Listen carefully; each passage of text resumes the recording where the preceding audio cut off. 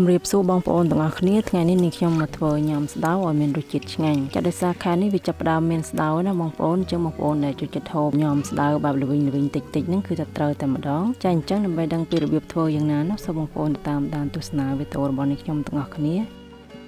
ចំដំបូងនាងខ្ញុំបានដាំទឹកឲ្យក្តៅចំនួនកន្លះកូនឆ្នាំងសិនដើម្បីយកមកស្ងោរសាច់ជ្រូកបងប្អូនហើយសាច់ជ្រូកនេះដែរនាងខ្ញុំយកសាច់ដែលមានជាប់ខ្លាញ់តិចចំនួន4ខាំហើយពេលដែលស្ងោរនាងខ្ញុំដាក់អំបិលចំនួន1ស្លាបព្រាកាហ្វេដើម្បីសាច់ជ្រូកឲ្យមានជាតិចាក្នុងអំឡុងពេលរងចាំឲ្យសាច់ជ្រូកនឹងឆ្អិននាងខ្ញុំចាប់ផ្ដើមមកត្រៀមបន្លែបងប្អូនដើម្បីយកទៅញ៉ាំនឹងមានការ៉ុតនឹងចំនួនកន្លះមើមនាងខ្ញុំឈូសជាសរសៃអត់អញ្ចឹងមក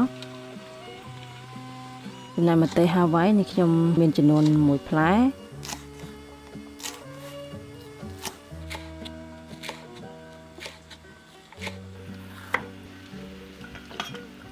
ចំណែកទឹកសក់ក៏ដូចគ្នានេះខ្ញុំមានចំនួន4ផ្លែ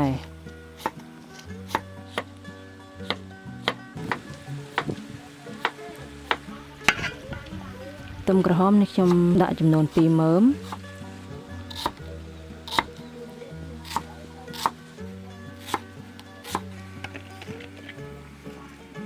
ហើយក្រូចឆ្មាហ្នឹងខ្ញុំដាក់ចំនួន2ផ្លែ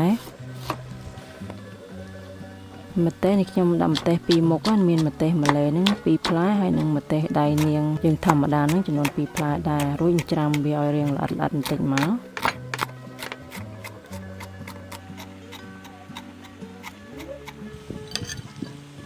ចំណែកខ្ទឹមសនេះខ្ញុំដាក់ចំនួន4កំពឹសហើយច្រាំវាឲ្យល្អិតដូចគ្នា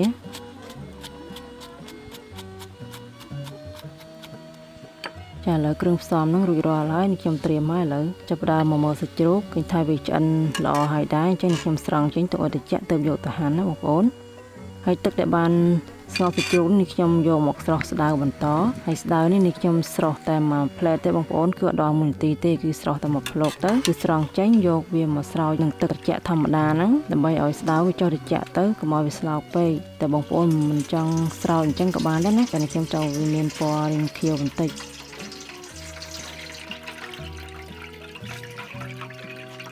ឥឡូវខ្ញុំមកធ្វើទឹកសម្រាប់ញ៉ាំដំបូងនេះខ្ញុំដាក់ស្ករត្នោតចំនួន1ស្លាបព្រាបាយហើយប៊ីចេងចំនួន1ស្លាបព្រាកាហ្វេម្សៅស៊ុបមាន់ចំនួន1ស្លាបព្រាកាហ្វេហើយទឹកប្រហុកស្ងោរនេះចំនួន6ស្លាបព្រាបាយហើយទឹកត្រី2ស្លាបព្រាបាយហើយនឹងទឹកដែលស្ងោរសាច់ជ្រូកនឹងនេះខ្ញុំដួសទុកសម្រាប់ដាក់លាយជាមួយទឹកញ៉ាំចំនួន5ស្លាបព្រាបាយតទៅពីកូរច្បល់គ្រឿងផ្សំនឹងរលាយសព្វល្អហើយនេះខ្ញុំបន្តច្បាយក្រូចឆ្មាចូលចាខ្ញុំដាក់ចំនួន2ផ្លែបងប្អូនក្រូចឆ្មាហើយទឹកញ៉ាំនេះដែរនេះខ្ញុំយករសជាតិរៀងប្រៃជូរពីព្រោះញ៉ាំកាលណាទឹកញ៉ាំធ្វើរសជាតិរៀងផ្អែមគឺអត់សូវឆ្ងាញ់ណា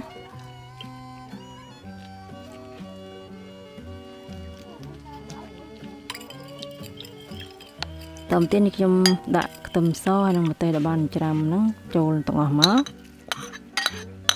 តែប្រឹងរួចរាល់ហើយទឹកញ៉ាំបងប្អូន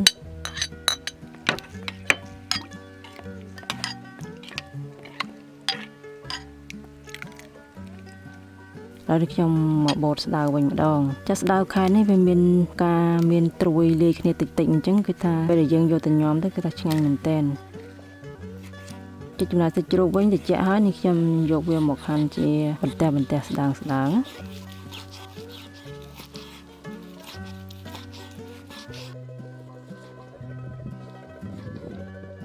ឥឡូវគ្រឿងផ្សំដែលបានត្រៀមហ្នឹងគឺរួចរាល់ហើយនេះខ្ញុំយកវាមកដាក់នៅក្នុងចានរួមគ្នាមកចាំបន្ទាប់ពីដាក់គ្រឿងផ្សំទាំងអស់ហ្នឹងចូលហើយនេះខ្ញុំច្បល់ឲ្យវាចូលជាតិបន្តិចសិន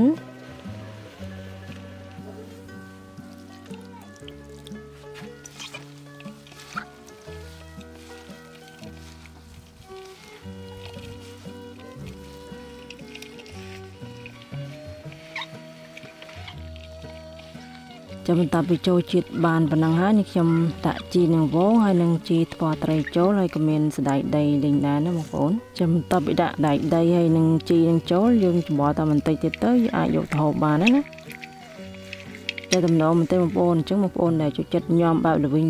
ជាប្រភេទញ៉ាំស្តៅអញ្ចឹងគឺត្រូវគ្នាមែនទែន